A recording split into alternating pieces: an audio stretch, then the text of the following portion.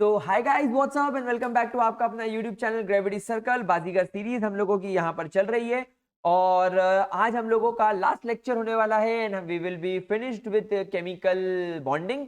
और उसके बाद में आप लोगों के लिए एक न्यूज़ लेकर आऊंगा कि हम लोग हमारी जो बाजीगर सीरीज है उसको कैसे आगे कंटिन्यू करने वाले हैं। रिकॉर्डेड सेशंस आएंगे नहीं आएंगे, कैसे होगा क्या होगा, वो सब आपको पता चल जाएगा।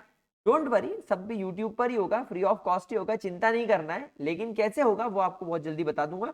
बट पहले हम लोग हमारा फोकस वापस से ले आते हैं और हमारे मॉलिक्यूलर ऑर्बिटल थ्योरी के बारे में हम लोग बात करना शुरू करते हैं। ये हमारी आखिरी थियरी है। मैंने आपको पिछले लेक्चर में वैलेंस बॉन्ड थ्योरी बहुत ज्यादा डिटेल में समझा दिया था और अब हम लोग यहाँ पर बात करना शुरू करते हैं अबाउट मोटी। मैंने एक बार मेरी क्लासमेट को बोल दिया था ए मोटी एंड वो बहुत ज्यादा भड़क गई थी एंड उसने मेरी केमिस्ट्री की क्लास चल रही थी तो केमिस्ट्री वाली मैडम को ही कंप्लेन कर दी कि मैडम मृत्युंजय मेरे को मोटी मोटी करके बोल रहा है। मैंने बोला नहीं मैम, मैं उसको मोटी नहीं बोला, मैंने उसको ए मोटी बोला। तो मैडम हंसने लग गए, बोले तूने उसको ए मोटी क्यों बोला। मैंने बोला मैम ये पूछ रही थी थोड़ी देर पहले मेरे फ्रेंड से कि आज मैडम क्या पढ़ाने वाली। मैंने कहा ए मोटी मॉलिक्यूलर ऑर्बिटल थ्योरी। तो कोई बात नहीं, उसको क्लास के बाहर भेज दिया गया मेरे पिछवाड़े पे 2 लात मार के। लेकिन मैंने कोशिश करी अपने आप को बचाने की, तुम भी ऐसा कर सकते हो। तो बात करते हैं अबाउट मोटी। ए मोटी basically molecular orbital theory Hund's और मिलिकन ने 1932 में हमारे सामने रखी थी।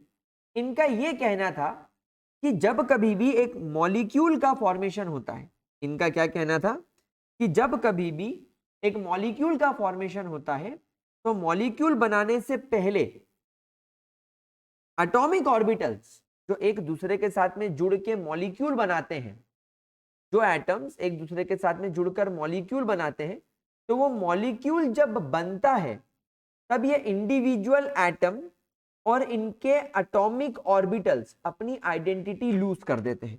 यानी जब एक एटम दूसरे एटम के साथ कंबाइन होकर मॉलिक्यूल बन गया, देन वो एटम अपनी आइडेंटिटी लूज कर चुका है। अब वो एटॉमिक ऑर्बिटल अपनी आइडेंटिटी लूज कर चुका है और इन एटम्स के एटॉमिक ऑर्बिटल के अंदर प्रेजेंट जो इलेक्ट्रॉन्स हैं वो अब एक नए ऑर्बिटल में चले गए हैं जिसे बोला जाता है मॉलिक्यूलर ऑर्बिटल। यानी सीधी सी भाषा में दो एटम्स ये अभी अपने इंडिविजुअल फॉर्म में है, इनके अपने अपने एटॉमिक ऑर्बिटल्स हैं, लेकिन जब ये एटम जुड़कर मॉलिक्यूल बनाएंगे तो ये दोनों एटम्स के एटॉमिक ऑर्बिटल्स अब अपनी आइडेंटिटी लूज कर चुके हैं और ये एटॉमिक ऑर्बिटल्स मिलकर अब क्या बन गए हैं, अब ये बन गए हैं नए मॉलिक्यूलर ऑर्बिटल्स। बात समझ में आई मेरे प्यारे बच्चों? क्या बोला मैंने? एटॉमिक ऑर्बिटल्स कंबाइन करके नए मॉलिक्यूलर ऑर्बिटल्स बना देते हैं। कोई प्रॉब्लम? यानी यहां पर हुन्स एंड मिलिकन का मॉलिक्यूलर ऑर्बिटल थ्योरी के अंदर यह कहना है कि एटम मिलता है तो पूरी तरीके से मिलता है दूसरे एटम के साथ एक मॉलिक्यूल बनाने के लिए, और जब ये मॉलिक्यूल बनता है तो एटम अपनी आइडेंटिटी पूरी तरीके से लूज कर देते हैं, अपने एटॉमिक ऑर्बिटल को पूरी तरीके से लूज कर देते हैं और ये एटॉमिक ऑर्बिटल्स मिलकर बनाते हैं नए brand fresh new molecular orbitals. और ये इलेक्ट्रॉन्स जो पहले इंडिविजुअल एटम के एटॉमिक ऑर्बिटल्स में हुआ करते थे अब वो मॉलिक्यूलर ऑर्बिटल्स के अंदर मिलेंगे। क्या है इसके कुछ साइलेंट फीचर्स या salient features? Number 1, electrons in a molecule are present in various molecular orbitals as the electrons of atoms were present in their atomic orbital। जैसे एटम के एटॉमिक ऑर्बिटल्स में इलेक्ट्रॉन डिस्ट्रीब्यूटेड होते हैं, molecule बनने के बाद यही इलेक्ट्रॉन मॉलिक्यूलर ऑर्बिटल के अंदर डिस्ट्रीब्यूट कर दिए जाएंगे। आ गई बात समझ में? यानी जैसे इलेक्ट्रॉन्स एटम के अंदर पाए जाते थे अलग अलग ऑर्बिटल्स में, अब मॉलिक्यूल बनने के बाद ये अलग अलग मॉलिक्यूलर ऑर्बिटल्स में पाए जाएंगे क्योंकि एटॉमिक ऑर्बिटल तो खत्म हो गए। Second point, atomic orbitals of comparable energies and proper symmetry combines to form molecular orbital. क्या बोला मैंने? The atomic orbitals of comparable energies and proper symmetry combine to form molecular orbital. यानी ऐसा नहीं है कि रैंडमली किसी भी एक एटम के डी ऑर्बिटल को उठा दिया और एक एटम के एस ऑर्बिटल को उठा दिया और उनको घुसेड़ के मर्ज कर रहे हो। नहीं नहीं नहीं नहीं नहीं, atomic orbitals with comparable energy. जैसे दो एटम के एस ऑर्बिटल की एनर्जी सेम होगी, दोनों एटम्स के दोनों के पीपी ऑर्बिटल की एनर्जी सेम होगी, दोनों के डीडी ऑर्बिटल की एनर्जी सेम होगी। अच्छा, कई कई केसेस पर किसी एटम का एस ऑर्बिटल और किसी एटम का पी ऑर्बिटल भी कंबाइन कर सकता है। क्यों? क्योंकि इनकी भी एनर्जीज कंपेरेबल है। यहां पर हमने वर्ड इस्तेमाल करा है कंपेरेबल एनर्जी, यहां पर हमने ये नहीं बोला है same energy. And proper symmetry. Symmetry कैसे? आपको मैंने अभी पिछले लेक्चर में सिखाया था ना, वैलेंस बॉन्ड थ्योरी के अंदर ओरिएंटेशन। एक अगर तुम्हारे पास में px ऑर्बिटल है और एक s ऑर्बिटल है, तो वो s ऑर्बिटल px के साथ में ओवरलैपिंग नहीं कर पाएगा। क्यों? क्योंकि जो तुम्हारा ये px ऑर्बिटल है, इसका ये वाला पॉइंट नोड है, एक लोब ऊपर एक लोब नीचे, और ये s ऑर्बिटल जाकर सीधे इसके नोड में घुस रहा है। अब क्योंकि इस p ऑर्बिटल के नोड में कोई इलेक्ट्रॉन नहीं है, तो क्या ये s ऑर्बिटल इसके साथ ओवरलैप करके कोई बॉन्ड बना पाएगा? नहीं।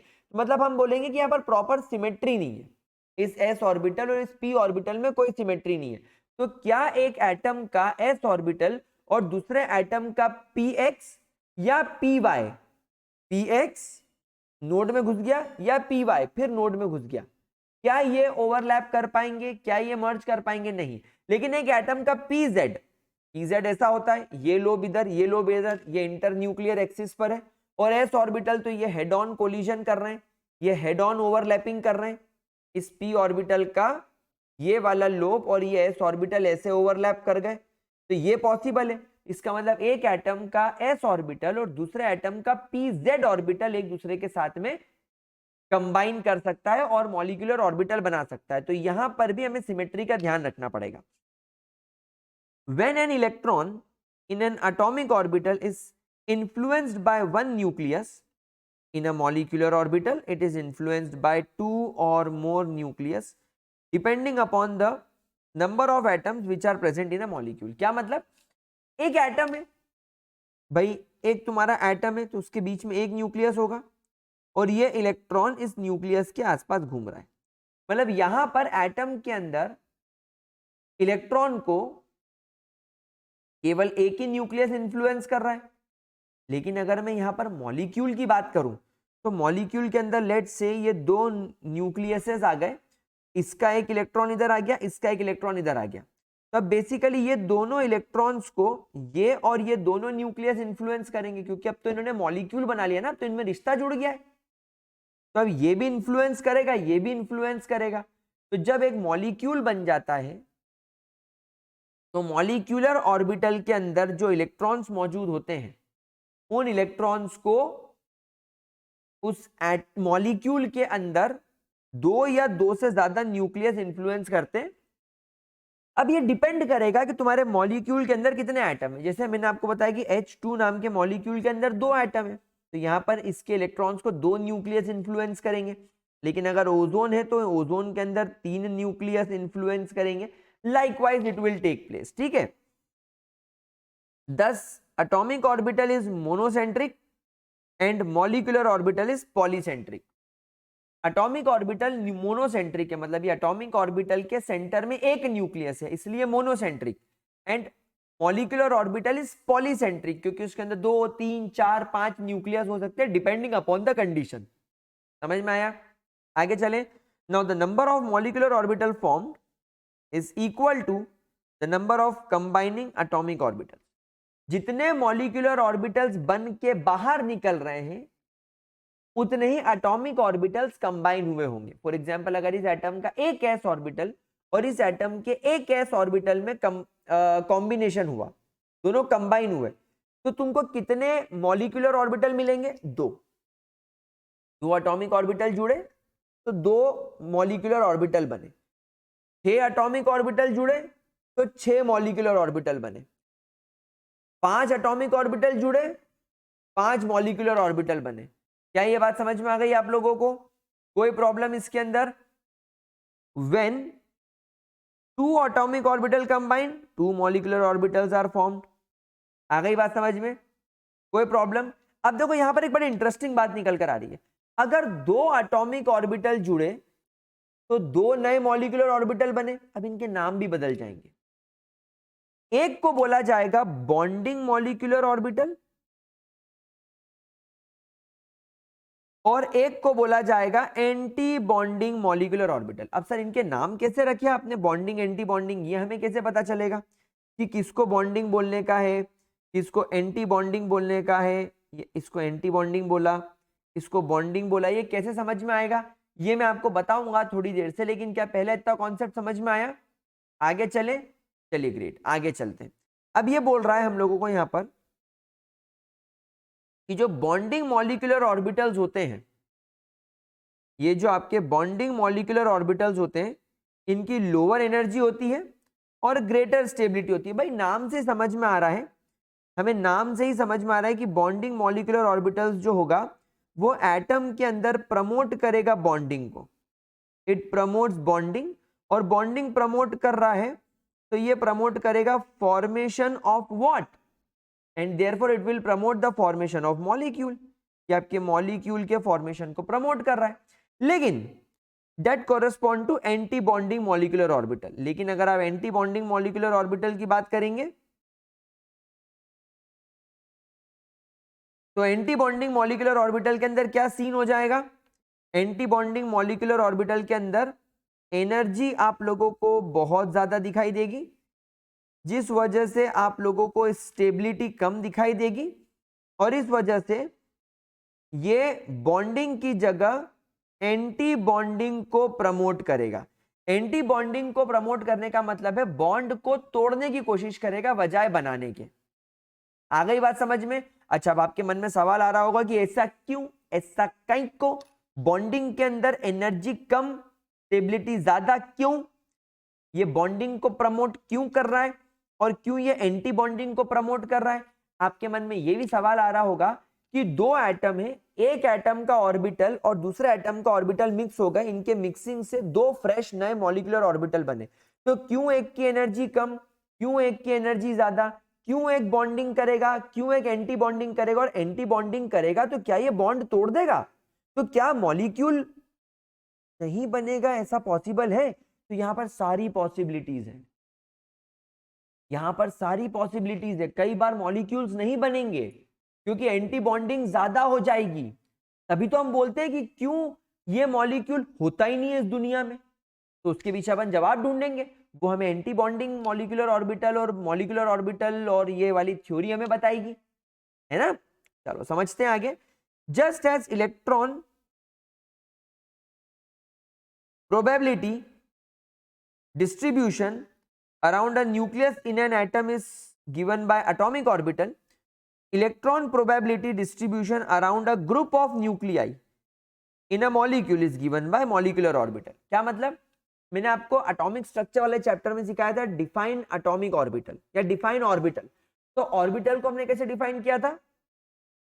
It is an area in an atom, एक एटम के अंदर का वो एरिया जहां पर इलेक्ट्रॉन के मिलने की प्रोबेबिलिटी 90% होती है, उसको हम लोग एटॉमिक ऑर्बिटल बोलते हैं। तो मॉलिक्यूलर ऑर्बिटल किसको बोलेंगे?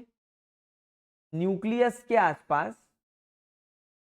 एक ऐसा एरिया मॉलिक्यूल के अंदर, इस बार क्योंकि मॉलिक्यूल आ गया तो मॉलिक्यूल के अंदर न्यूक्लियस के आसपास का ऐसा एरिया जिसमें इलेक्ट्रॉन के मिलने की प्रोबेबिलिटी 90% हो। खत्म बात, सेम बात बिल्कुल।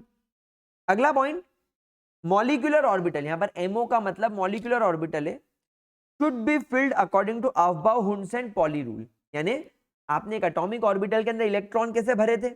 इलेक्ट्रॉनिक कॉन्फ़िगरेशन में अफबाउ लगाया था, हुंस रूल लगाया था, पॉली एक्सक्लूजन प्रिंसिपल लगाया था, उससे आपने एटॉमिक ऑर्बिटल के अंदर इलेक्ट्रॉन भरे थे। ये दूसरा एटॉमिक ऑर्बिटल, दोनों आए, दोनों मिक्स हो गए, इनके मिक्सिंग करने से दो नए ऑर्बिटल्स का फॉर्मेशन हुआ, एक को बोलेंगे बॉन्डिंग मॉलिक्यूलर ऑर्बिटल, एक को बोलेंगे एंटी बॉन्डिंग मॉलिक्यूलर ऑर्बिटल। ये दोनों ऐसे आ गए।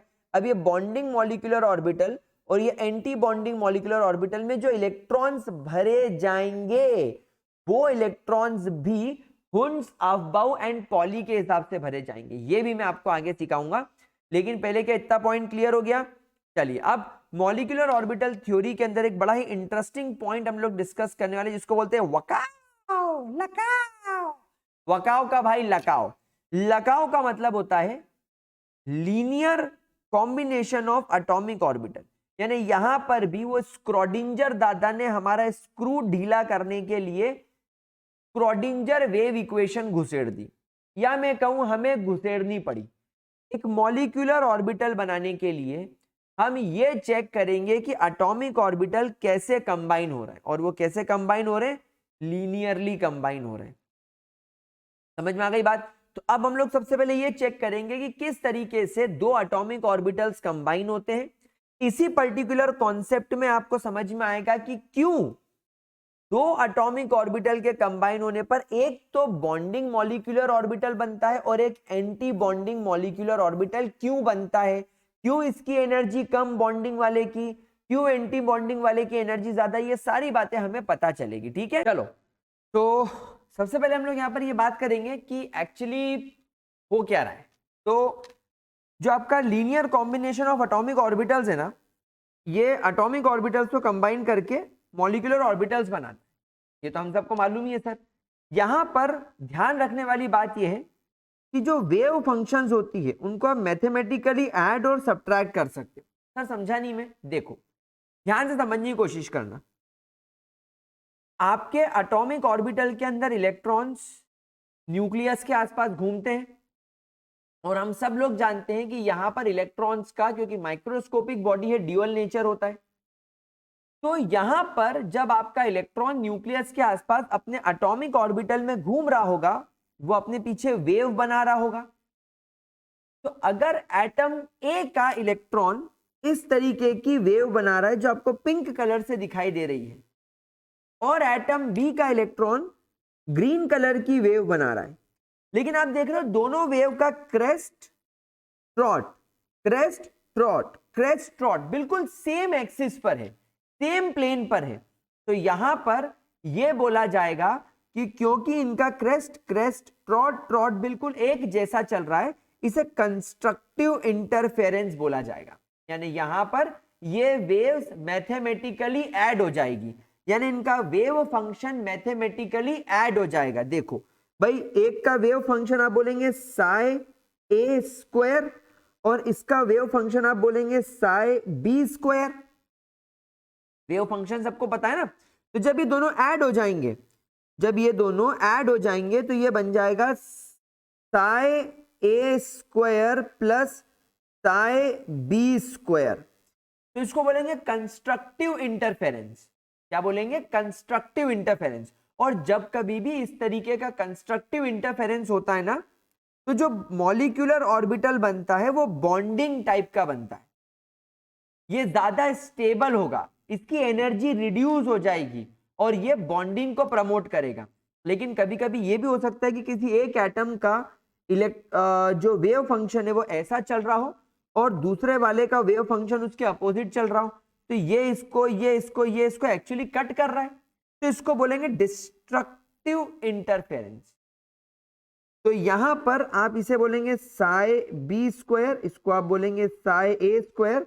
तो यहां पर ये डिस्ट्रक्टिव इंटरफेरेंस होने की वजह से psi A square minus psi B square हो जाएगा।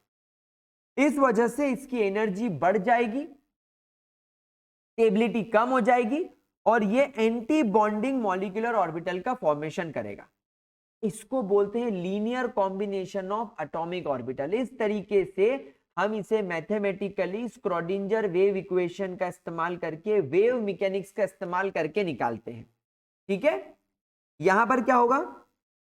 तो the resulting molecular orbitals can be bonding, anti bonding और नॉन बॉन्डिंग। अभी नॉन बॉन्डिंग कब होगी आगे सिखा दूंगा मैं, अभी तो आप इतना समझ लो। देन जो बॉन्डिंग मॉलिक्यूलर ऑर्बिटल है इनका कंस्ट्रक्टिव इंटरफेरेंस होता है, एंटी बॉन्डिंग वालों का डिस्ट्रक्टिव इंटरफेरेंस होता है। वी ऑल नो दैट, ये तो हमें पता है, भी हमने पढ़ लिया। अच्छा, non bonding molecular orbital do not significantly overlap with the atomic orbitals. जानते ही हम लोग, अभी देखा वो उसकी वेव ओवरलैप नहीं करती एक दूसरे के साथ में।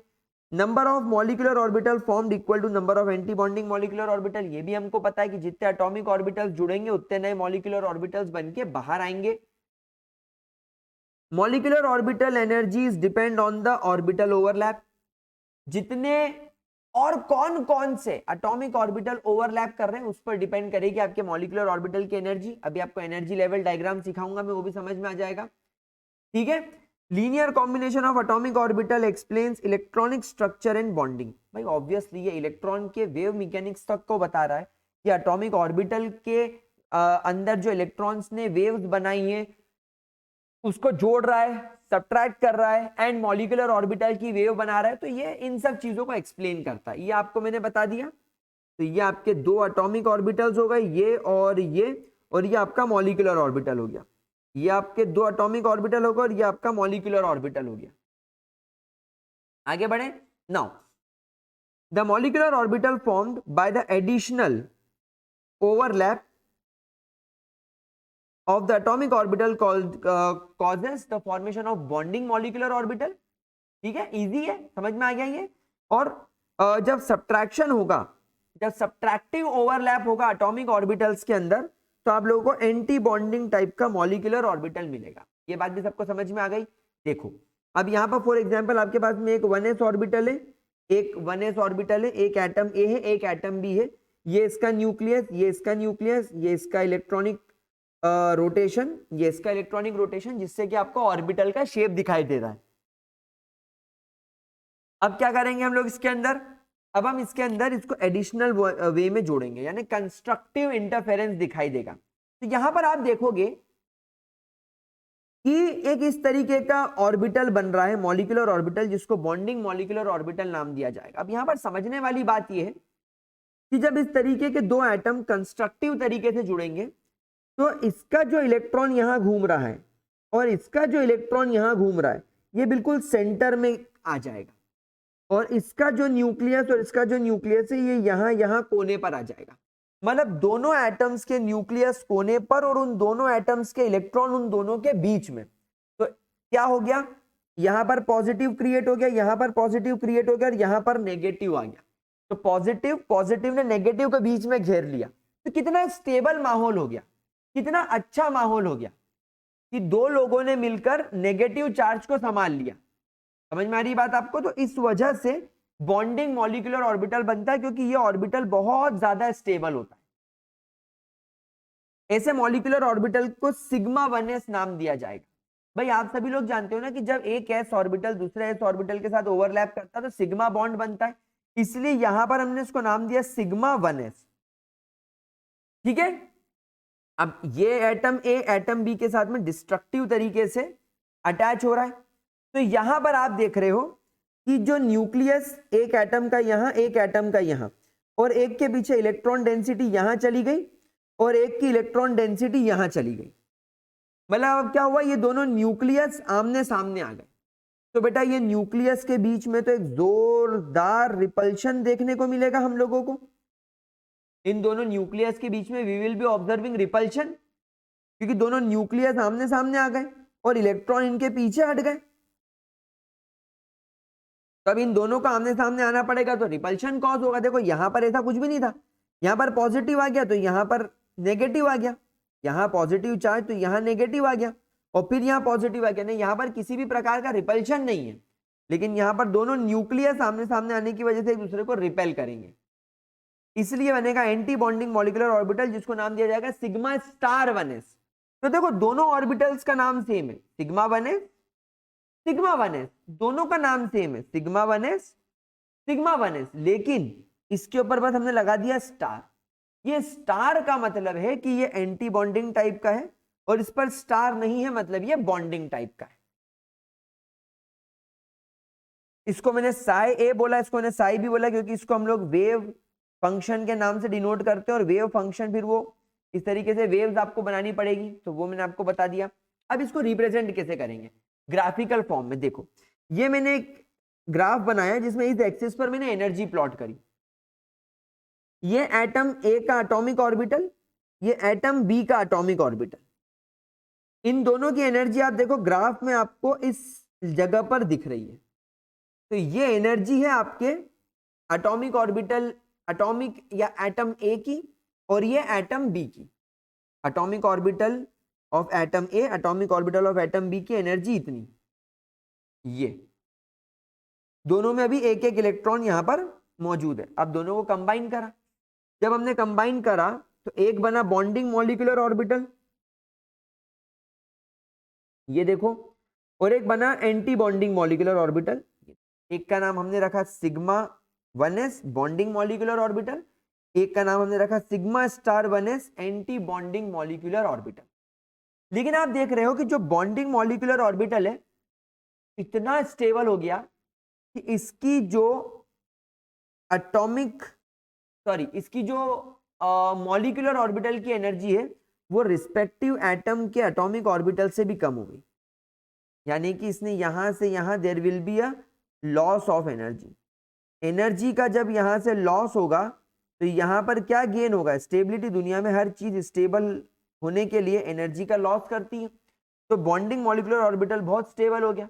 लेकिन एंटी बॉन्डिंग मॉलिक्यूलर ऑर्बिटल की एनर्जी ज्यादा होगी दोनों एटॉमिक ऑर्बिटल से। क्यों? क्योंकि ये एंटी बॉन्डिंग टाइप का है। इसमें न्यूक्लियस आमने सामने आ गए, इलेक्ट्रॉन्स पीछे चले गए, तो न्यूक्लियस के बीच के रिपल्शन की वजह से ये ऑर्बिटल अनस्टेबल है। और अगर ये अनस्टेबल है मतलब इसके अंदर लेस स्टेबिलिटी है, मतलब इसके अंदर बहुत ज्यादा हाई अमाउंट में एनर्जी होगी। स्टेबिलिटी कम तो एनर्जी ज्यादा, तो इसलिए एंटी बॉन्डिंग मॉलिक्यूलर ऑर्बिटल आपको सिग्मा स्टार 1s के फॉर्म में दिखाई देगी। एनर्जी आपको बहुत ज्यादा दिखाई देगी। समझ में आ गई बात आप लोगों को? अब यहां पर आप देखो इलेक्ट्रॉन्स कैसे भरे। जैसा मैंने आपसे कहा था, ऑफबाउ प्रिंसिपल ने क्या बोला, वो ऑर्बिटल जिसकी एनर्जी कम हो पहले उसमें इलेक्ट्रॉन भरो, फिर हायर वाले पे जाओ। हुंस ने क्या बोला, पहले एक ऑर्बिटल को हाफ फिल्ड करो, फिर उसको फुल्ली फिल्ड करो, फिर जब वो ऑर्बिटल पूरी तरीके से भर जाए फिर हायर वाले पे जाओ। एंड पॉली ने क्या बोला कि इसके अंदर जो दो इलेक्ट्रॉन होंगे उनका स्पिन हमेशा अपोजिट होना चाहिए। तो इधर से एक इलेक्ट्रॉन लिया, इधर से एक इलेक्ट्रॉन लिया। समझ में आ रही क्या बोलना चाह रहा हूं मैं? हाँ, क्लियर हो रहा है कि ये जो दो एटॉमिक ऑर्बिटल्स हैं इनके एक एक इलेक्ट्रॉन्स को हमने यहां से लिया, दोनों को यहां पर रख दिया, एक दो, बस ऊपर वाला खाली रह गया। सर क्या खाली रह सकता है? हाँ, मैं चाहता हूं ये खाली रहे। आई वॉन्ट कि इसके अंदर लेस नंबर ऑफ इलेक्ट्रॉन्स ही मौजूद रहे और इसके अंदर मोर इलेक्ट्रॉन्स प्रेजेंट रहे। जितने ज्यादा इलेक्ट्रॉन बॉन्डिंग में होंगे उतना अच्छा बॉन्ड बनेगा। समझ में आ गई बात? कोई दिक्कत? Now conditions for the combination of atomic orbitals. पहली कंडीशन, एटॉमिक ऑर्बिटल्स की एनर्जी सेम होनी चाहिए।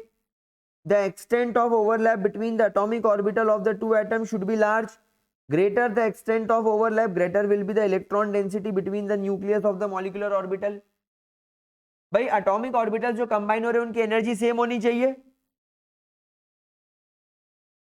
एटॉमिक ऑर्बिटल दूसरे एटॉमिक ऑर्बिटल के साथ कितने एक्सटेंट तक ओवरलैप कर रहा है वो डिसाइड करेगा एक मॉलिक्यूलर ऑर्बिटल की स्टेबिलिटी और उस मॉलिक्यूलर ऑर्बिटल के अंदर कितनी ज्यादा इलेक्ट्रॉन डेंसिटी।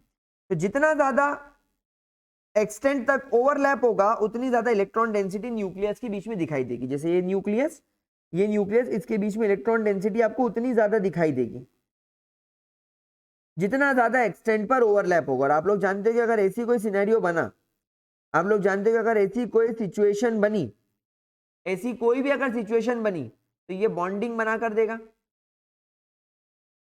तो ये हम चाहते हैं कि बॉन्डिंग बने।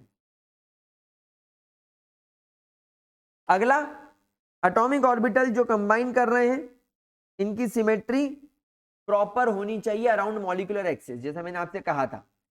चलिए बात करते हैं यहां पर कि कौन कौन सिग्मा मॉलिक्यूलर ऑर्बिटल बना सकता है। तो this type of covalent bond is formed by head on positive overlapping of the atomic orbital. भाई आपको कल ही सिखाया मैंने कि एक एस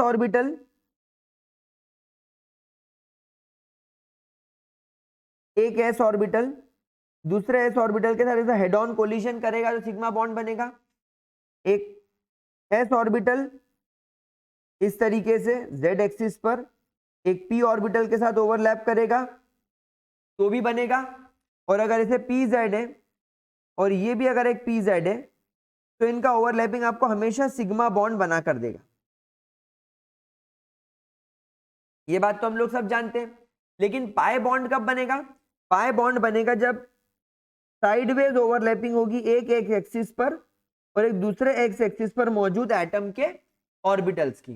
तो इनके बीच में यहाँ पर जो ओवरलैपिंग होगी, इनके बीच में यहाँ पर जो ओवरलैपिंग होगी, ये एक पाई बॉन्ड को फॉर्म करेगी। सेम चीज आपको मॉलिक्यूलर ऑर्बिटल्स के अंदर भी देखने को मिलेगी। यानी ऐसा नहीं है कि ये सिर्फ एटॉमिक ऑर्बिटल में होता है, नहीं, मॉलिक्यूलर ऑर्बिटल के अंदर भी सेम चीज आपको देखने को मिलेगी। अगर ये एक एटम का px ऑर्बिटल इस b एटम के px ऑर्बिटल के साथ में कंबाइन करता है तो वो डेफिनेटली आपको यहां पर क्या करेगा, आपको यहां पर पाई बॉन्ड बनाकर देगा। वो ऑब्वियसली पाई px हो सकता है और पाई स्टार px दोनों हो सकता है, वो दोनों बनाकर देगा।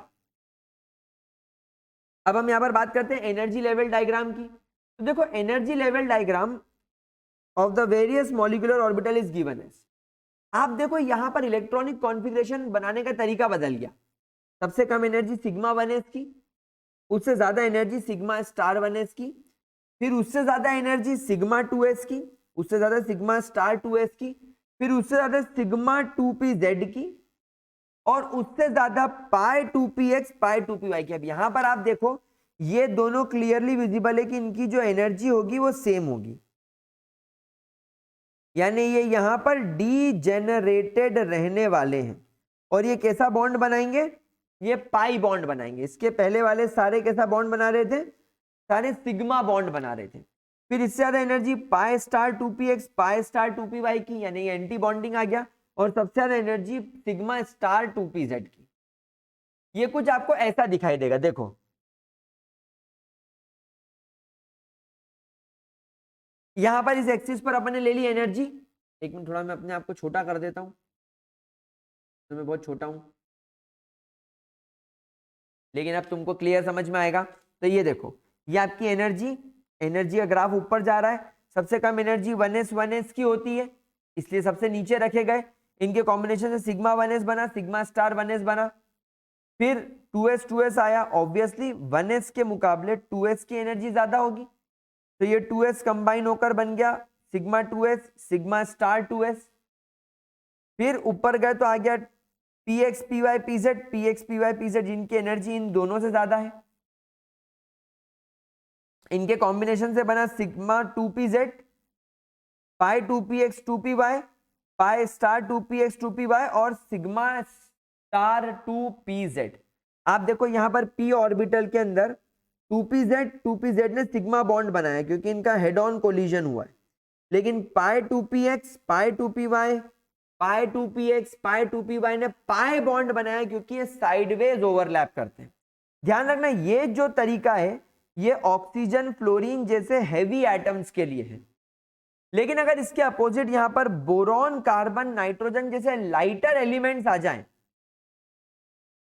यहां पर बोरॉन कार्बन नाइट्रोजन जैसे अगर लाइटर एलिमेंट आ जाएं तो यहां पर एक छोटा सा चेंज हो जाता है। देखो ये सेम रहेगा, ये सेम रहेगा, बस आप देखो यहां पर 2pz नीचे था और पाई 2px पाई 2py ऊपर था। यहां पर ये स्विच हो जाएगा, यानी सिग्मा 2pz ऊपर चला जाएगा, पाई 2px पाई 2py नीचे आ जाएगा। अब आप बोलोगे सर ऐसा क्यों हुआ, ये पाई बॉन्ड ने अपनी पोजीशन क्यों चेंज कर ली? तो देखो बेटा समझना इस बात को कि जो तुम्हारे लाइटर एलिमेंट्स होते हैं जैसे कि बोरॉन कार्बन नाइट्रोजन ऑक्सीजन से हल्के, इनके 2s ऑर्बिटल और 2pz ऑर्बिटल के बीच में एनर्जी डिफरेंस जो होता है वो बहुत लेस होता है। इसका मतलब यह है कि जैसे 2s 2pz एक दूसरे के साथ में ओवरलैप होकर मिक्स हो सकते हैं, ठीक उसी प्रकार 2s 2pz के साथ भी मिक्स हो सकता है। ऐसा हो सकता है और इसी वजह से आपको sigma 2pz bonding molecular orbital की ज्यादा एनर्जी दिखती है as compare to 2px 2py, क्योंकि px py जो है वो उतना इंटरमिक्सिंग को एक्सपीरियंस नहीं कर रहे हैं ओरिएंटेशन बैरियर की वजह से। यानी आपका 2px और आपका 2py s ऑर्बिटल के साथ में किसी भी तरीके की इंटरमिक्सिंग नहीं कर सकता, ये भी मैंने आपको सिखाया है।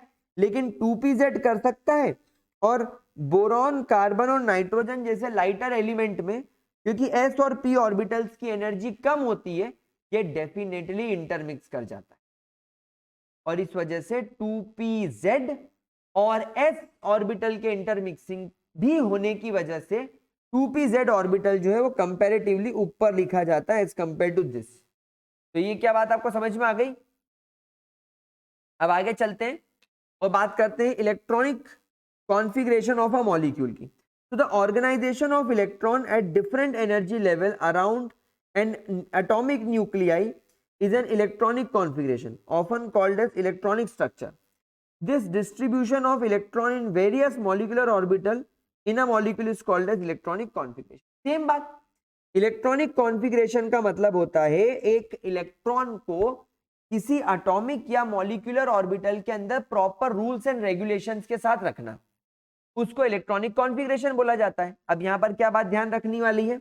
यहां पर ध्यान रखने वाली बात नंबर 1 दैट द मॉलिक्यूलर या the molecule is stable if NB is greater than NA। मतलब क्या सर इस बात का? मतलब NB का मतलब है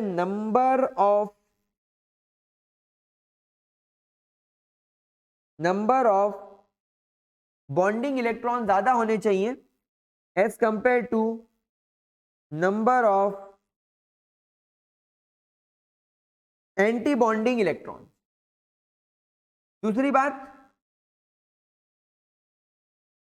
द मॉलिक्यूल्स आर अनस्टेबल अगर NB कम हो NA से, यानी अगर एंटी बॉन्डिंग एटम इलेक्ट्रॉन ज्यादा होगा तो गड़बड़ हो जाएगी, और मॉलिक्यूल तब भी अनस्टेबल होगा अगर NB NA के बराबर हो। यानी कि हर केस में केवल एक ही बात ध्यान रखनी कि हमें बॉन्डिंग वाले के अंदर इलेक्ट्रॉन अगर ज्यादा दिखे एंटी बॉन्डिंग वाले के मुकाबले तो ही आपका मॉलिक्यूल स्टेबल होगा, बाकी दोनों ही केसेस में वो अनस्टेबल हो जाएगा। ये बात ध्यान रखना, ठीक है?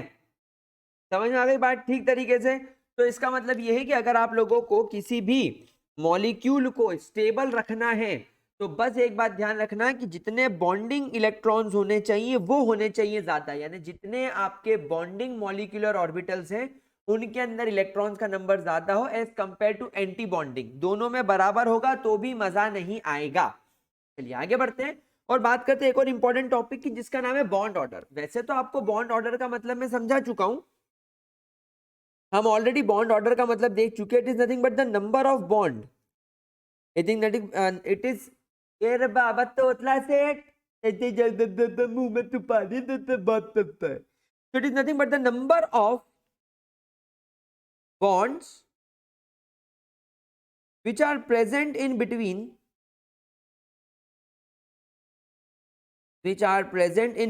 two atoms। ठीक है, कोई प्रॉब्लम? चलिए, पर यहां पर बॉन्ड ऑर्डर हम निकालेंगे, हम यहां पर बॉन्ड ऑर्डर मैथमेटिकली निकालेंगे। तो बेसिकली बॉन्ड ऑर्डर जो है it shows the number of chemical bonds present between a pair of atom. वही जो मैंने आपको समझाया। Basically the bond order describes the stability of the bond. एक बॉन्ड कितना स्टेबल है वो ये शो करता है। The molecular orbital provides an easy understanding of the concept of the bond order of a chemical bond.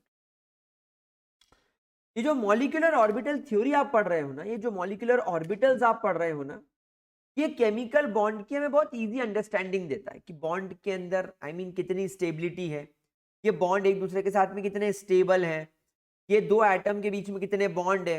ये actually इसको सबको क्या करता है, क्वांटिफाई करता है। ये क्वांटिटी बताता है आपको कि बेसिकली कितने कोवेलेंट बॉन्ड है एटम्स के बीच में। अब ये सब बात तो ठीक है, ये कोई पूछने नहीं वाला। खास बात ये कि तुमको बॉन्ड ऑर्डर निकालना आना चाहिए। तो जो तुमको बॉन्ड ऑर्डर निकालना आना चाहिए वो आना चाहिए इस फॉर्मूले से। यह है बॉन्ड ऑर्डर का फॉर्मूला। क्या कहता है बॉन्ड ऑर्डर का formula? Half multiply by NB minus Na। तुम लोगों को मालूम है NB का मतलब number of electron in the bonding molecular orbital. आपके जो बॉन्डिंग मॉलिक्यूलर ऑर्बिटल है उसमें कितने नंबर ऑफ एटम है, एंड तुम्हारे जो एंटी बॉन्डिंग मॉलिक्यूलर ऑर्बिटल है, इस एंटी बॉन्डिंग मॉलिक्यूलर ऑर्बिटल्स के अंदर कितने इलेक्ट्रॉन्स हैं, मल्टीप्लाई बाय हाफ। ऐसे आपको बॉन्ड ऑर्डर पता चल जाएगा। ठीक है, अब यहां पर खास बात ध्यान रखने की क्या है? यहां पर खास बात ध्यान रखने की यह है that if the order of bond order is positive, यानी नंबर ऑफ बॉन्डिंग इलेक्ट्रॉन अगर ज्यादा है as compare to number of anti bonding electron, that means a stable molecule. जितने ज्यादा बॉन्डिंग इलेक्ट्रॉन होंगे मॉलिक्यूल उतना स्टेबल होगा। If the order of the bond order is negative और जीरो, यानी अगर आपका बॉन्ड ऑर्डर नेगेटिव या जीरो होता है, मतलब बॉन्डिंग इलेक्ट्रॉन कम एंटी बॉन्डिंग ज्यादा हो, या बॉन्डिंग और एंटी बॉन्डिंग बराबर हो, this indicates that molecule is not stable and not form. यह हमें बताता है कि आपका या तो मॉलिक्यूल स्टेबल नहीं है, बन तो गया है पर स्टेबल नहीं है, या बना ही नहीं है।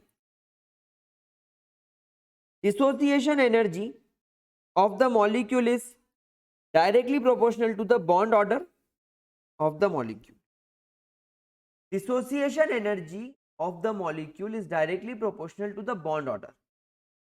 जितना ज्यादा बॉन्ड ऑर्डर होगा उतनी ज्यादा डिसोसिएशन एनर्जी होगी। भाई मेरे को एक बात बताओ, अगर नाइट्रोजन नाइट्रोजन के बीच में 3 बॉन्ड है और हाइड्रोजन हाइड्रोजन के बीच में 1 बॉन्ड है, तो वो 1 बॉन्ड को तोड़ने के लिए कम एनर्जी लगेगी। लेकिन अगर नाइट्रोजन में ट्रिपल बॉन्ड है, तो मैंने माना कि नाइट्रोजन के ट्रिपल बॉन्ड के अंदर 1 बॉन्ड सिग्मा और बाकी के 2 बॉन्ड पाई होते हैं, और ये वाला पाई बॉन्ड और ये वाला पाई बॉन्ड इजीली टूट जाएगा, कम एनर्जी में टूट जाएगा, लेकिन एनर्जी तो देनी पड़ेगी, और फिर ये सिग्मा बॉन्ड को तोड़ने के लिए एनर्जी देनी पड़ेगी। लेकिन हाइड्रोजन जैसे एटम में क्योंकि एक ही सिग्मा बॉन्ड है, हमें केवल इसको तोड़ना है, ये टूटा काम खत्म। लेकिन यहां पर पहले ये टूटेगा, फिर ये टूटेगा, फिर ये टूटेगा, तो डेफिनेटली इसमें टोटल नंबर ऑफ एनर्जी ज्यादा लगेगी। तो dissociation energy is directly proportional to the bond order. जितना ज्यादा बॉन्ड उतनी ज्यादा बॉन्ड डिसोसिएशन एंथैल्पी। ये कह भी रहा है, greater the bond order greater will the bond dissociation energy. आगे चलते हैं। Bond length of the molecule is inversely proportional to the bond order of the molecule. जितने ज्यादा बॉन्ड होंगे एटम उतने ज्यादा नजदीक होंगे। भाई सीधी सी बात है ना, बॉन्ड क्या करेगा, बॉन्ड अट्रैक्शन को शो करेगा। 2 न्यूक्लियस के बीच में अगर 3 बॉन्ड शेयर हो रहे हैं, मतलब कि एटम क्लोज आएगा। याद करो मैंने आपको पढ़ाया भी था, हमने तो ये एग्जाम्पल भी देखा था कि अगर आपके पास में कार्बन कार्बन सिंगल बॉन्ड है तो इसकी बॉन्ड लेंथ 154 पिकोमीटर होती है। कार्बन कार्बन डबल बॉन्ड है तो इसकी बॉन्ड बॉन्ड लेंथ 133 पिकोमीटर होती है। और अगर कार्बन कार्बन में you will observe a triple bond तो इसकी बॉन्ड लेंथ 120 पिकोमीटर हो जाती है। तो ये बिल्कुल हर जगह यूनिवर्सल फैक्ट है। उसके बाद आगे बढ़ते हैं। Knowing the bond order the number of covalent bond between the atoms और in the molecule can be predicted. बहुत इजी है, कोई खास बात नहीं है। आगे बढ़ते हैं और अब बात करते हैं मैग्नेटिक बिहेवियर की। फिर हम लोग अलग अलग एलिमेंट्स के मॉलिक्यूलर ऑर्बिटल स्ट्रक्चर को बनाकर देखेंगे। तो नाउ मैग्नेटिक बिहेवियर की अगर मैं बात करूं तो बेटा आप सभी लोग जानते हो स्ट्रक्चर ऑफ एटम में हमने पढ़ा था कि अगर तुम्हारे पास में मान लो ये एक एटम का न्यूक्लियस है और इस न्यूक्लियस के आसपास एक ऑर्बिटल के अंदर एक इलेक्ट्रॉन ऐसा और एक इलेक्ट्रॉन ऐसा घूम रहा है। इसमें लेट से एक इलेक्ट्रॉन इस तरीके से क्लॉकवाइज घूम रहा है अपने एक्सिस पर और एक इलेक्ट्रॉन अपने एक्सिस पर इस तरीके से एंटी क्लॉकवाइज घूम रहा है। तो डेफिनेटली एक का स्पिन +½ होगा तो दूसरे का स्पिन -½ होगा। अब क्या होता है जब एक ही ऑर्बिटल में 2 इलेक्ट्रॉन आ जाते हैं तो ये दोनों एक दूसरे के स्पिन को कैंसिल कर देते हैं, यानी एक +½ एक -½ को कैंसिल करके नेट स्पिन 0 कर देता है। तो ऐसे मॉलिक्यूल्स हमेशा डायमैग्नेटिक नेचर के हो जाते हैं। ऐसे मॉलिक्यूल्स हमेशा डायमैग्नेटिक नेचर के हो जाते हैं। लेकिन अगर आपके पास में ऑर्बिटल है और ऑर्बिटल में मात्र एक ही इलेक्ट्रॉन है तो इसका स्पिन या तो प्लस या तो -½ में से कुछ एक होगा और यही इसका नेट स्पिन भी होगा। यानी आप देखो इसका नेट स्पिन 0 नहीं है, मतलब ये इलेक्ट्रॉन जब न्यूक्लियस के आसपास रिवॉल्व करेगा और अपने एक्सिस पर रोटेट करेगा, ये मैग्नेटिक फील्ड जनरेट कर सकता है। ये मैग्नेट की तरह बिहेव कर सकता है। तो हमेशा ध्यान रखना, एक एटम के अंदर या एक मॉलिक्यूल के अंदर अगर किसी भी मॉलिक्यूलर ऑर्बिटल के अंदर कोई इलेक्ट्रॉन अनपेयर्ड है, कोई इलेक्ट्रॉन अगर इस तरीके से अनपेयर्ड है, उसका नेट स्पिन 0 नहीं है, तो वो डेफिनेटली वो पैरामैग्नेटिक बिहेवियर शो करेगा। तो the magnetic behaviour of a molecule can also be predicted from the electronic configuration. Electronic configuration की मदद से हम ये पता कर सकते हैं। देखो मैंने आपके सामने इलेक्ट्रॉनिक कॉन्फ़िगरेशन ही बनाया है। If all the electrons in a molecule are paired, जैसे मैंने आपसे कहा कि वैलेंस शेल में अगर इलेक्ट्रॉन आपको इस तरीके से पेयर्ड दिखते हैं, then the substance is called as diamagnetic, मतलब repelled by magnetic field, यानी मैग्नेटिक फील्ड का उसके ऊपर कोई असर नहीं होगा, वो चुंबक की तरह बिहेव नहीं करेगा। लेकिन अगर उसके अंदर अनपेयर्ड इलेक्ट्रॉन है मॉलिक्यूल के अंदर, देन आपका सब्सटेंस पैरामैग्नेटिक हो जाएगा, मतलब कि ये अफेक्ट होगा मैग्नेटिक फील्ड से और मैग्नेट की तरह बिहेव करेगा। It may be noted that if the bond order is in fractional, अगर बॉन्ड ऑर्डर फ्रैक्शनल है, then the molecule will definitely be paramagnetic. However, if the bond order is a whole number, the molecule may or may not be paramagnetic. The bond order अगर fractional है, like 1.5, bond order आया किसी का 2.5, 0.5, तो वो definitely paramagnetic nature का होगा। लेकिन अगर बॉन्ड ऑर्डर होल नंबर आया 1, 2, 3, 4, तो हो या ना हो, कि फिर हमें स्पिन को देखकर पता करना पड़ेगा, हमें उसका इलेक्ट्रॉनिक कॉन्फ़िगरेशन बनाकर पता करना पड़ेगा। The magnetic moment can be of two types: the orbital movement around the nucleus and the electron which spins on their own axis. जैसा मैंने आपको बताया कि ये न्यूक्लियस के आसपास जो आपका इलेक्ट्रॉन है ये ऐसा घूम रहा है, तो ऐसे मैग्नेटिक मोमेंट को बोलते हैं ऑर्बिटल मैग्नेटिक मोमेंट। और एक ये इलेक्ट्रॉन जो है ये अपने खुद के एक्सिस पर भी घूम रहा है क्लॉकवाइज ऐसा, ये इसको बोलेंगे अपन एक्सियल, और वे कहूं एक्सियल मैग्नेटिक मोमेंट। ठीक है, अब हम लोग यहां पर बात करेंगे bonding in homonuclear diatomic molecule. अब अपन एक एक करके सबको चेक करना शुरू करेंगे। सबसे पहले हम लोग हाइड्रोजन मॉलिक्यूल की बात करेंगे। तो गाइस जब हम लोग हाइड्रोजन मॉलिक्यूल की बात करेंगे, देखिए हाइड्रोजन मॉलिक्यूल के अंदर क्या होगा, एक एक करके हम लोग सब बनाने की कोशिश करेंगे एंड उसके बाद में आप लोग अपने लेवल पर भी इसे बनाओगे, मैं आपको इसे एज अ होमवर्क दूंगा। एनर्जी ऊपर की ओर जा रही है तो बढ़ रही है। अभी इस पर्टिकुलर मोमेंट पर ये आपका 1s है हाइड्रोजन का, ये आपका 1s है हाइड्रोजन का, ये इस एक्सिस पर यहां पर आपके हाइड्रोजन की एनर्जी है। जब ये दोनों कंबाइन होंगे, ये एटॉमिक ऑर्बिटल है हाइड्रोजन का, ये भी एटॉमिक ऑर्बिटल है, जब ये कंबाइन होंगे यहां पर बनेगा सिग्मा 1s लो एनर्जी वाला, और यहां पर बनेगा sigma star 1s antibonding वाला, anti bonding molecular orbital, bonding molecular orbital.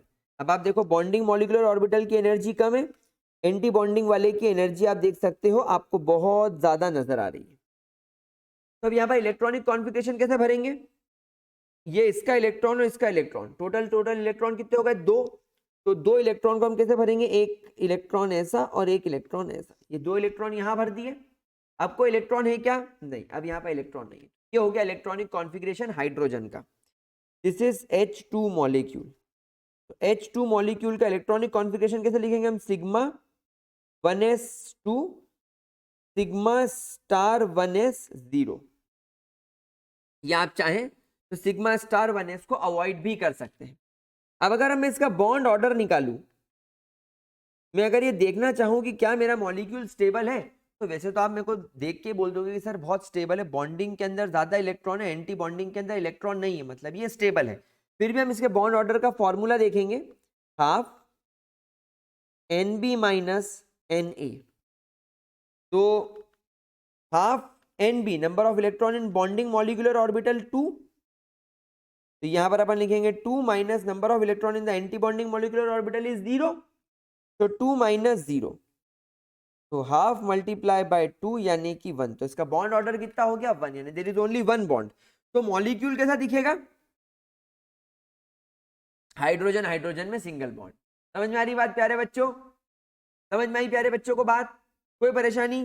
चलिए अगला एक पॉइंट हम देखेंगे जिस पर मेजॉरिटी ऑफ द टाइम सवाल पूछा जा सकता है कि इस दुनिया में हीलियम 2 एग्जिस्ट क्यों नहीं करता, इस दुनिया में हीलियम 2 एग्जिस्ट क्यों नहीं करता। तो मैं यहां पर आप लोगों को थोड़ा आलसी पना करूंगा, और आलसी पना करने के चक्कर में मैं ये वाले डायग्राम को पूरा का पूरा यहां से उठा के कॉपी मार दूंगा, यहाँ पे ले जाके पेस्ट मार दूंगा, टेक्नोलॉजी का पूरा इस्तेमाल करूंगा, एलॉन मस्की का पूरा इस्तेमाल करेंगे हम लोग।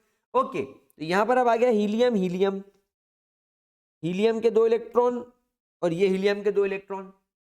अब आप देखो यहाँ पर इसके पास 2, इसके पास 2, टोटल 4 इलेक्ट्रॉन हो गए।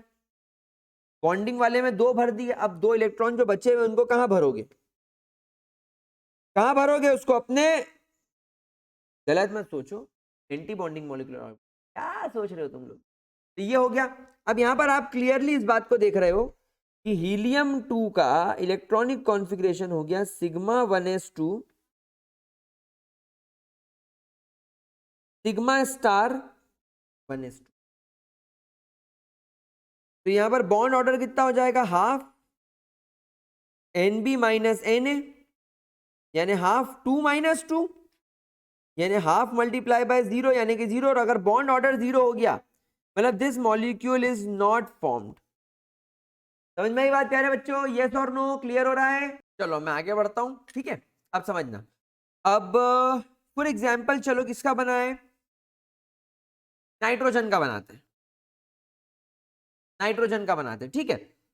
तो यहां पर मैंने ले लिया ये, और ये अपना एनर्जी का अपने लाइन बना दी, तिरछी हो गई है, टेढ़ा है पर मेरा है, ओके।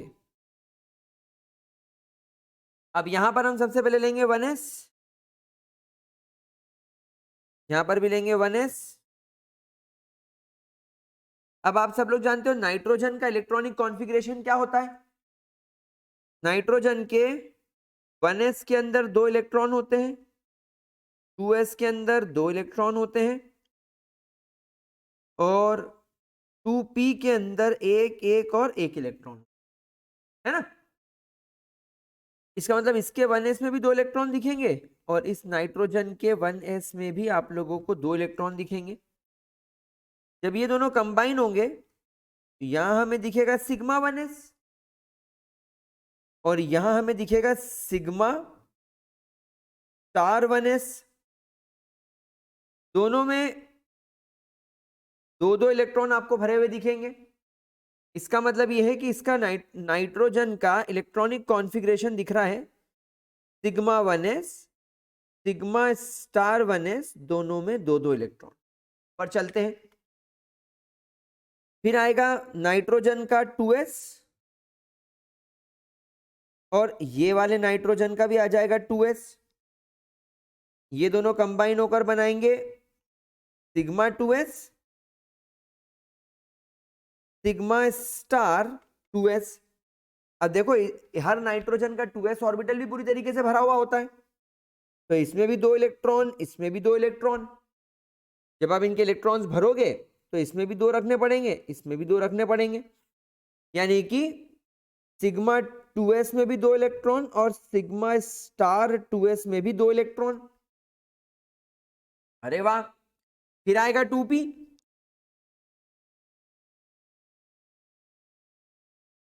तो 2p में इस नाइट्रोजन के 3 इलेक्ट्रॉन, और इस नाइट्रोजन के भी 2p में 3 इलेक्ट्रॉन। अब यहां पर देखना, जब हम इसे कंबाइन करेंगे तो जैसा कि मैंने आपको बताया था कि नाइट्रोजन, कार्बन, बोरॉन, ये जो एलिमेंट्स हैं ये छोटे एटम्स हैं। छोटे एटम्स के 2s ऑर्बिटल और 2p ऑर्बिटल में ज्यादा एनर्जी गैप नहीं होता, इसीलिए आप लोगों को pp ss के अलावा s p मिक्सिंग भी देखने को मिलती है। इस वजह से आपके सिग्मा 2pz की एनर्जी आपको ज्यादा दिखाई देगी as compare to 2px and 2py। ये मैंने आपको ऑलरेडी यहां पर पास्ट में एक्सप्लेन कर दिया है। देखो आप लोग, मैंने आपको बोला था बोरॉन, कार्बन और नाइट्रोजन जैसे एलिमेंट के अंदर 2s और 2pz की एनर्जी का डिफरेंस बहुत कम होता है, इसलिए 2pz और 2s ओवरलैपिंग के अलावा 2s 2pz ओवरलैपिंग भी दिखाई देती है। तो इसीलिए पाई 2px पाई 2py आपको नीचे दिखेगा और सिग्मा 2pz आपको इनके ऊपर दिखेगा। क्यों? क्योंकि यहां पर सिग्मा 2pz के अंदर pz ओवरलैपिंग भी होगी और spz भी आपको कैरेक्टर्स दिखेंगे, इसलिए कंपैरेटिवली ज्यादा एनर्जी वाला होगा। आ गई बात समझ में? तो यहां पर आपको कुछ इस तरीके से अपने डब्बे बनाने। अब इलेक्ट्रॉन भरना शुरू करते हैं, लेकिन उसके पहले यहां पर देख लेते हैं। यह आ जाएगा तुम्हारा pi star 2px is equal to pi star 2py और इसके ऊपर आ जाएगा आपका ये सिग्मा स्टार 2pz। अब अपन इसके अंदर इलेक्ट्रॉन भरना शुरू करते हैं। 3 इसमें 3 इसमें, 3 और 3 6 दिन दिन धा, तो 3 और 3 6, तो 6 इलेक्ट्रॉन कैसे रखेंगे 1 2 फिर 3 एंड 4। देखो मैंने कैसे हुंस एंड पॉली रूल का इस्तेमाल करा है। 4 फिर ऊपर जाएंगे 5 एंड 6 डन। ये जो 6 इलेक्ट्रॉन थे, ये 6 इलेक्ट्रॉन को मैंने इनमें भर दिया, ये खाली रह गए। बढ़िया, मतलब समझ में आ गया तुम लोगों को। बॉन्डिंग में 2 2 4 5 6 7 8 9 10 इलेक्ट्रॉन आपके बॉन्डिंग में है और 2 2 4 और ये पूरा खाली, मतलब 4 इलेक्ट्रॉन आपके एंटी बॉन्डिंग में है। तो बॉन्डिंग में ज्यादा इलेक्ट्रॉन हो गए, मतलब डेफिनेटली नाइट्रोजन एक स्टेबल मॉलिक्यूल है। तो इसका इलेक्ट्रॉनिक कॉन्फ़िगरेशन फिर अपन आगे कंटिन्यू करना पहले, तो आएगा फिर आपका pi 2px2 equal to pi 2py2 comma sigma 2pz2। ये आपका इलेक्ट्रॉनिक कॉन्फ़िगरेशन हो गया नाइट्रोजन का, नाइट्रोजन मॉलिक्यूल का। ठीक है, 14 इलेक्ट्रॉन्स मैंने भर दिए। बॉन्ड ऑर्डर जब मैं निकालूंगा तो हो जाएगा हाफ NB माइनस NA, तो half NB number of bonding electron 2 + 2 4 5 6 7 8 9 10 minus anti bonding 2 + 2 4, तो हो जाएगा हाफ मल्टीप्लाई बाय 6 यानी कि 3। तो बॉन्ड ऑर्डर कितना हो गया यहाँ पर 3। अब अगर बॉन्ड ऑर्डर यहाँ पर 3 हो गया मेरे गुलजारी लालो, तो ही तो आप नाइट्रोजन के अंदर 3 बॉन्ड देखते हो, मतलब ये बहुत स्ट्रॉन्ग बॉन्ड होगा, बॉन्ड इंथैल्पी ज्यादा लगेगी इसको तोड़ने के लिए और बॉन्ड लेंथ बहुत कम होगी। ये हमको पता चल गया। समझ में आ गई बात मेरे प्यारे बच्चों? कोई परेशानी इसके अंदर किसी भी तरीके की? चलिए अब अपन एक काम करते हैं, अब अपन इसकी मदद से ऑक्सीजन बना लेते हैं। ऑक्सीजन, अच्छा एक चीज और ऑब्जर्व करते चलो कि नाइट्रोजन पैरामैग्नेटिक होगा कि डायमैग्नेटिक? मैं कहूंगा नाइट्रोजन डायमैग्नेटिक होगा। आप बोलोगे सर आपने कैसे पहचाना कि ये डायमैग्नेटिक है? आप देखो इसके अंदर एक भी इलेक्ट्रॉन अनपेयर्ड नहीं है, सारे इलेक्ट्रॉन्स पेयर्ड है, सारे के सारे इलेक्ट्रॉन्स मॉलिक्यूलर ऑर्बिटल में पेयर्ड है। आप देखो सारे के सारे ऑर्बिटल्स के अंदर इलेक्ट्रॉन्स पेयर्ड है, जबकि सिंगल नाइट्रोजन में तुमको 3 अनपेयर्ड इलेक्ट्रॉन दिख रहे हैं। आ रही है बात समझ में? लेकिन यहां पर ऐसा नहीं है। ठीक है, अब एक ऑक्सीजन की तरफ चलते हैं। जब आप ऑक्सीजन का लुईस डॉट स्ट्रक्चर बनाते हो 1 2 3 4 1 2 3 4 5 5 6 6, ऑक्सीजन के ये वाले और ये वाले इलेक्ट्रॉन्स अनपेयर्ड है, ये वाले और ये वाले इलेक्ट्रॉन्स अनपेयर्ड है। अब इनके बीच में हो गई प्यारी सी सुंदर सी पेयरिंग। तो यहां पर तो आपको अकॉर्डिंग टू लुईस स्ट्रक्चर, आपको according to Lewis structure oxygen के अंदर किसी भी तरीके का अनपेयर्ड इलेक्ट्रॉन नहीं है। Therefore, oxygen should be a diamagnetic molecule. Therefore, oxygen should be diamagnetic molecule. चलो आओ इसका इलेक्ट्रॉनिक कॉन्फ़िगरेशन बना, लेकिन जैसा कि मैंने आपको बताया कि हुजूर हुजूर मैं हूं आदत से मजबूर मैं तो यहाँ पे आलसी पने करूँगा और कॉपी पेस्ट मारूंगा। बस यहाँ पर के नाइट्रोजन को मिटाया, नाइट्रोजन को मिटाया, इसको मिटाया और इसको मिटाया, क्योंकि ऑक्सीजन में थोड़ा सा बदलाव आ जाता है। बाकी सब तो मैं अपनी जगह पे रखूंगा। तो ऑक्सीजन आ गया। ऑक्सीजन का इलेक्ट्रॉनिक कॉन्फ़िगरेशन हम सब लोग जानते हैं। ऑक्सीजन के 1s के अंदर 2 इलेक्ट्रॉन, ऑक्सीजन के 2s के अंदर 2 इलेक्ट्रॉन, ऑक्सीजन के 2py 2pz और 2px के अंदर ये इलेक्ट्रॉन। और ऑक्सीजन के अंदर अब आप लोग जानते हो कि ये मॉलिक्यूल थोड़ा बड़ा हो गया in terms of like number of electron and proton in the nucleus। इस वजह से अब इसका 2pz ऑर्बिटल 2s ऑर्बिटल के साथ ओवरलैप नहीं करेगा, मिक्सिंग नहीं करेगा।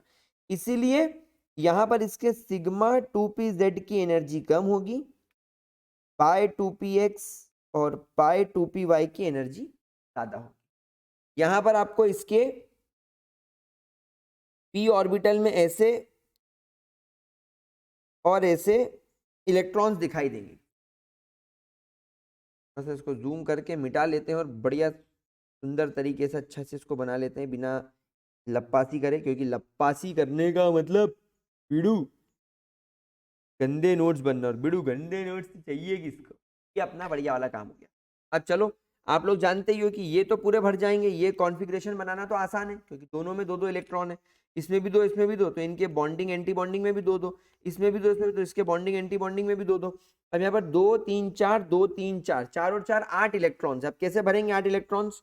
8 इलेक्ट्रॉन्स भरने के लिए 1 2 3 4 5 6, सर 6 इलेक्ट्रॉन्स भर गए, पर हमको तो 8 भरने। अब क्या करें?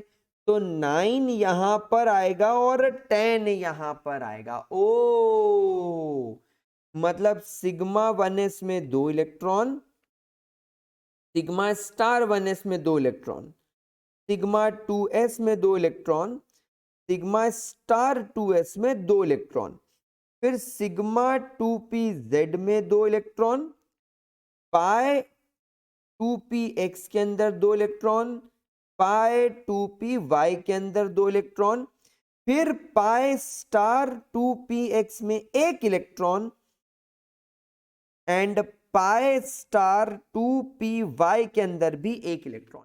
ये है ऑक्सीजन का electronic configuration according to molecular orbital theory. अब यहां पर आप देख रहे हो कि यहां पर 2 अनपेयर्ड इलेक्ट्रॉन्स मौजूद, देयर आर 2 अनपेयर्ड इलेक्ट्रॉन्स। और क्योंकि यहां पर आप लोगों को अनपेयर्ड इलेक्ट्रॉन्स दिखाई दे रहे हैं, तो देयरफॉर इन रियलिटी, तो देयरफॉर इन रियलिटी, जब हमारे पास में हम बात करें रियलिटी की, तो it is paramagnetic. Oxygen actually में पैरामैग्नेटिक होता है, it is not diamagnetic. In reality oxygen is paramagnetic, it is not diamagnetic. क्या ये बात आप लोग समझ पा रहे हैं? क्या ये बात आप लोग समझ पा रहे हैं? But it is not diamagnetic, तो हमें कट करना पड़ेगा। अच्छा, बॉन्ड ऑर्डर निकाल लो। हाफ बॉन्डिंग में कितने electron? 2 + 2 + 2 + 2 + 2, 2 2 4 2 6 7 8 9 10, 10 electron, minus 2 2 2 6 electrons anti bonding में, तो हाफ मल्टीप्लाई बाय 4 यानी कि 2। तो बॉन्ड ऑर्डर इसका आया 2। ऑक्सीजन ऑक्सीजन में आपको यहाँ पर डबल बॉन्ड दिखाई देता भी है। It is very easy. कोई परेशानी, कोई दिक्कत? अब कई बार यहाँ पर आपसे आयोनिक फॉर्म में भी पूछा जा सकता है कि भाई O2 डाई नेगेटिव के केस में क्या होगा। तो O2 डाई नेगेटिव के केस को समझने के लिए हम यहाँ पर वापस से हम ऑक्सीजन के इस कॉन्फ़िगरेशन को उठा के ले आते हैं, पूरा का पूरा इधर से कॉपी मार के उधर पेस्ट कर लेते हैं, ताकि मैं आपको जल्दी से समझा सकूं बिना टाइम वेस्ट करे। पेस्ट, चलो। अब यहां पर O2 डाई नेगेटिव के अंदर क्या हुआ, 2 इलेक्ट्रॉन्स एक्स्ट्रा आ गए, 2 इलेक्ट्रॉन्स एक्स्ट्रा आ गए। तो ये जो 2 इलेक्ट्रॉन एक्स्ट्रा आए हैं, 2 electrons extra in terms of -2 charge, इसको क्या करेंगे? तो ऑब्वियसली यहां पर O2 हैव 16 प्लस 2 इलेक्ट्रॉन्स, यानी टोटल नंबर ऑफ 18 इलेक्ट्रॉन्स। यहां पर टोटल आपको कितने इलेक्ट्रॉन्स मिलेंगे? 18 इलेक्ट्रॉन्स। तो देखो आपने 2 यहां भर दिए, 2 2 4, 2 6, 2 8, 10 11 12 13 14 15 16। अब मुझे क्या करना पड़ेगा? एक इलेक्ट्रॉन यहां ऐड करना पड़ेगा 17 और एक इलेक्ट्रॉन यहां ऐड करना पड़ेगा 18। तो यहां पर you will observe 2 new electrons. तो यहां पर जो इलेक्ट्रॉनिक कॉन्फ़िगरेशन है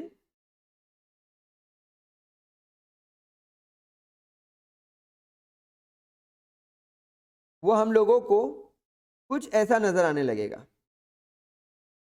यहां पर हम लोगों के इसमें और इसमें 1 की जगह अब आप लोगों को कितने इलेक्ट्रॉन्स दिखने लगेंगे? 2 एंड 2। तो अब आप यहां पर ऑब्जर्व करो, इस O2 डाई नेगेटिव के अंदर there is no unpaired electron, there is no unpaired electron, therefore it is diamagnetic. यानी O2 ऑक्सीजन जो है वो पैरामैग्नेटिक है, बट दिस इज डायमैग्नेटिक। तब आप कॉन्सेप्ट समझ गए। अगर यहां पर -2 चार्ज है तो O2 के अंदर टोटल 16 इलेक्ट्रॉन्स हमने रखे थे, 2 और बढ़ा दो। अगर यहां पर प्लस चार्ज आ जाए तो मान लो कभी यहां पर -2 की जगह +2 आ जाए तो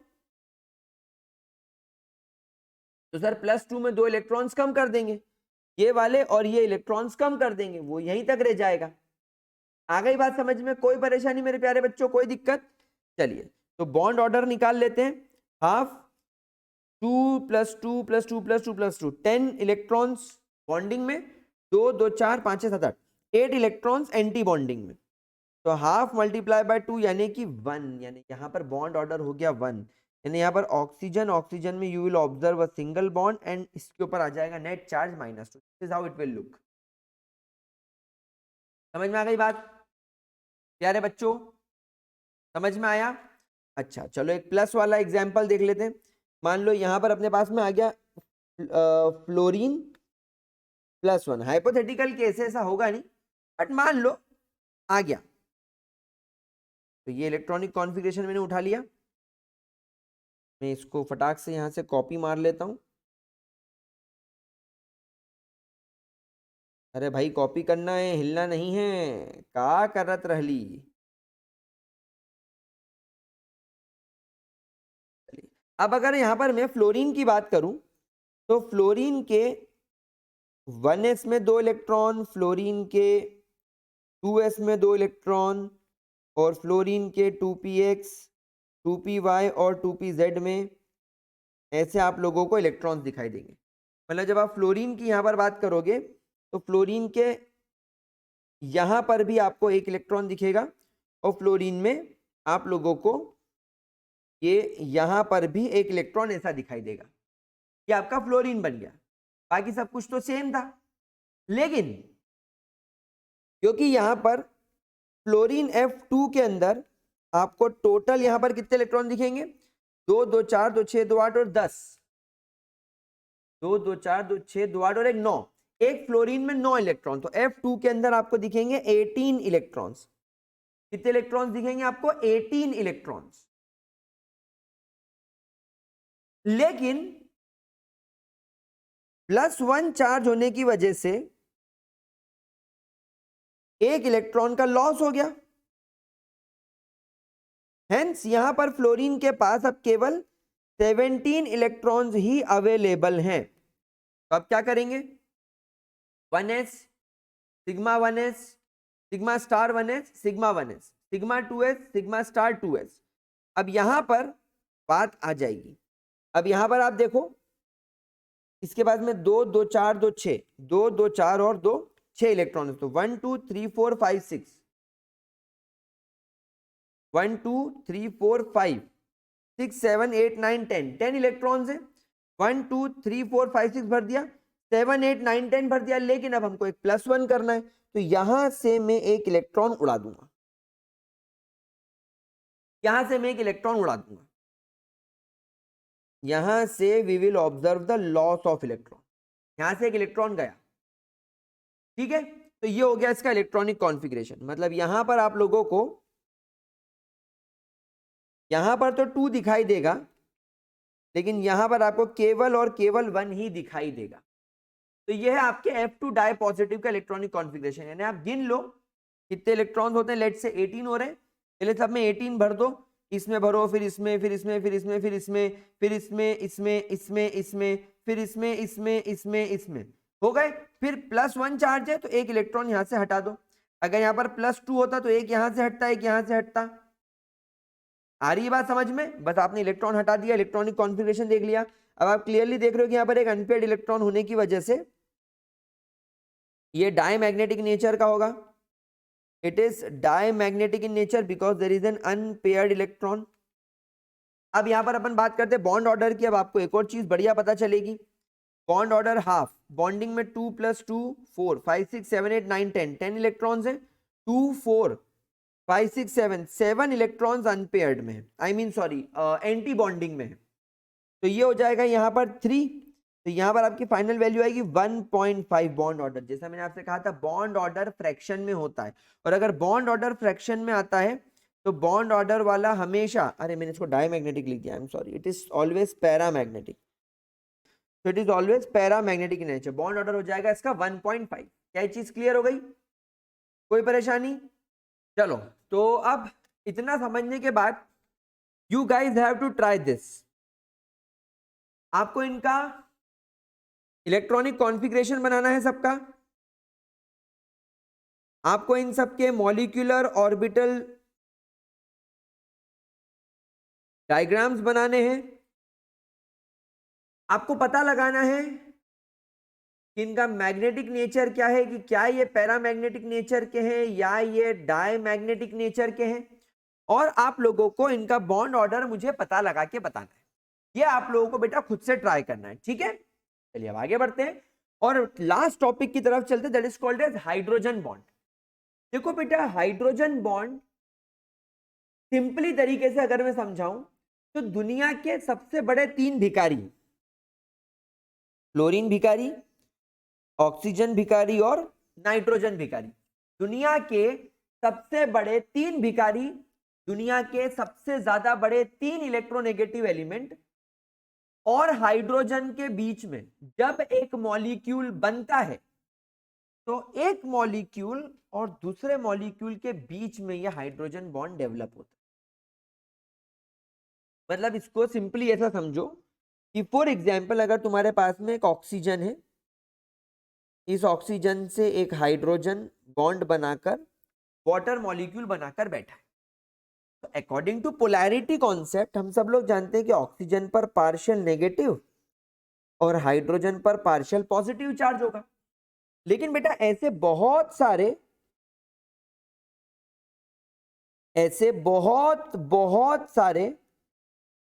वाटर मॉलिक्यूल्स आसपास अवेलेबल होंगे, हाँ कि ना? ऐसे बहुत सारे वाटर मॉलिक्यूल्स आसपास मौजूद होंगे। अब आप सब जानते हो कि वाटर मॉलिक्यूल में ये ऑक्सीजन पार्शियल नेगेटिव तो हाइड्रोजन पार्शियल पॉजिटिव होता है, कुछ इस तरीके से। ये देखो, ये देखो, ये देखो।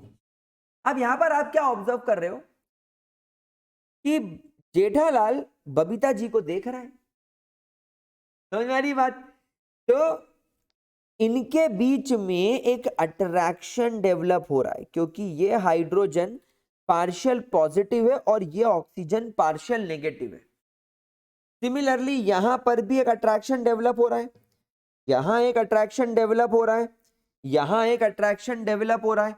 तो इस तरीके के अट्रैक्शन को बोला जाता है हाइड्रोजन बॉन्डिंग। समझ में आई बात आप लोगों को? इस तरीके के बॉन्ड को हाइड्रोजन बॉन्ड बोला जाता है। बहुत सारे बच्चे ये गलती कर देते हैं, वो सोचते हैं कि ये हाइड्रोजन और ये ऑक्सीजन में ये जो बॉन्ड बना है ये हाइड्रोजन बॉन्ड है। नहीं गुलजारी लाल, ये तो कोवेलेंट बॉन्ड है। क्यों? क्योंकि ये प्रॉपर इलेक्ट्रॉन की शेयरिंग से मिलकर बना है। हाइड्रोजन का और ऑक्सीजन का एक एक इलेक्ट्रॉन शेयर होकर बना है। लेकिन यहां पर क्या हुआ, यहां पर इलेक्ट्रोस्टैटिक अट्रैक्शन है। यहां पर एक कमजोर टाइप का इलेक्ट्रोस्टैटिक अट्रैक्शन है जो कोवेलेंट और आयोनिक बॉन्ड से कमजोर है। लेकिन फिर भी आपको यहां पर एक मॉलिक्यूल के ऑक्सीजन और दूसरे मॉलिक्यूल के हाइड्रोजन में देखने को मिलता है। और ये केवल और केवल कहां मौजूद है?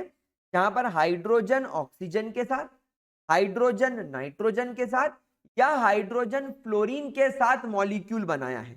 तो एक मॉलिक्यूल और दूसरे मॉलिक्यूल में आपको ये चीज देखने को मिलेगी।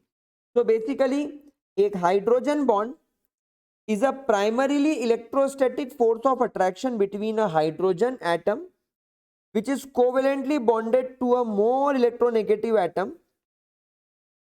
and the another electronegative atom bear a lone pair of electron, the hydrogen bond acceptor।